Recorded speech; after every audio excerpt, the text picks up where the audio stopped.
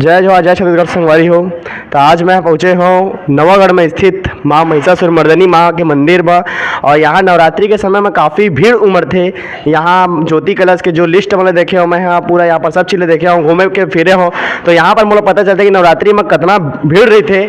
जहाँ तक और भैया से और चर्चा करते हैं मंदिर के विषय में, कितना पुराना है मंदिर की स्थापना कब हुए, कहाँ है, पूरा जानकारी जो है महाराज जी से जो है पता करके कोशिश करते हैं। बताइए महाराज, आप अपना परिचय बताइएगा। प्रेम से बोलिए लिंगेश्वर महादेव की जय।